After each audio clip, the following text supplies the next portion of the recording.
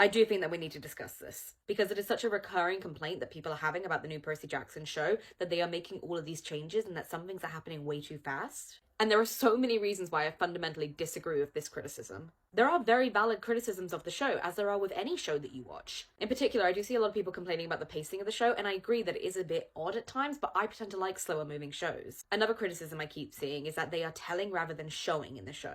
And this is a criticism I find really, really funny in a way, because that is exactly what the book did. We have to remember that we are following a protagonist who is essentially blind to the world that he's being thrown into. And the characters that he are with, Annabeth and Grover, often help him understand everything by explaining to him explicitly what is going on. And a lot of the same people who are criticizing the show for telling rather than showing are also the same people who are saying that they're making too many changes from the book. Which personally I find very funny because in my opinion, that is one of the most book accurate parts of the show. The long-winded expositions, the long conversations that Percy had with Annabeth and Grover so that he understands the world better and so that we understand the world better. And honestly, a lot of these myths are quite complicated if you don't know them already. So the easiest way of explaining them and the fastest way of explaining them is by telling them. That's how they were passed down originally. It's keeping with the tradition of how these myths have been told for centuries. But again, with a screen adaptation, you should be able to show rather than tell. And they showed their ability to do this when Annabeth and Percy were going through the Tunnel of Love, and they showed Hephaestus' story throughout the walls. And yes, Percy did explain it, but it made sense because it was being showcased on the walls already.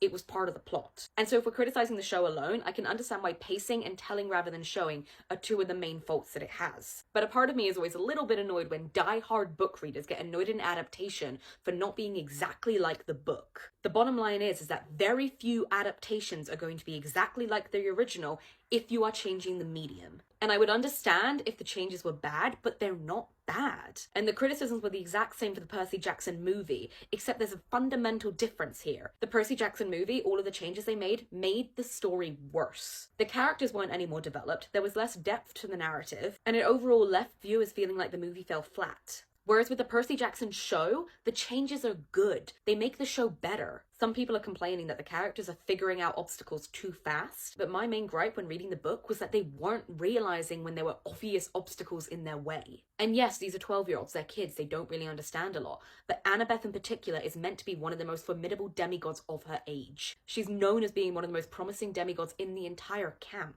She spent all of 7 years there learning and gathering information and training. She is incredibly smart, and it makes sense that she would understand when they come into obstacles. It makes sense that Annabeth would know the Lotus Casino was immediately a trap. It makes sense that she would figure out that Auntie M's Garden Emporium with all of its stone statues was actually Medusa. One particular change I loved is that they made the arch a temple to Athena.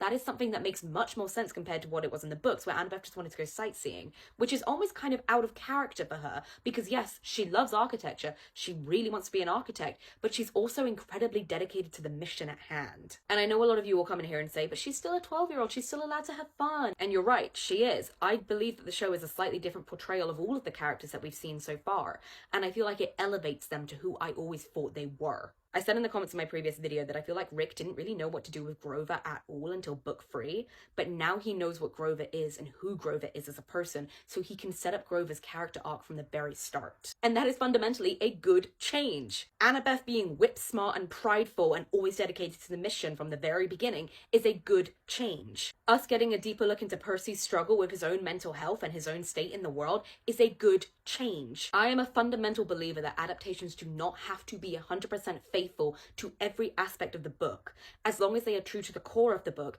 and if those changes elevate it further, then that's even better. It's like in the Hunger Games, having Effie move to District 13 in the 3rd book, rather than having her basically disappear from the narrative, is a good change. And I understand that people get incredibly attached to these books that they read when they were children, and it brings up nostalgia, and they want to protect it, and they want it portrayed in the best light. But I do think that you are going to get so much more enjoyment out of the show if you allow yourself to separate it from beat-for-beat retelling of the book. Because I promise you guys, this is a good show.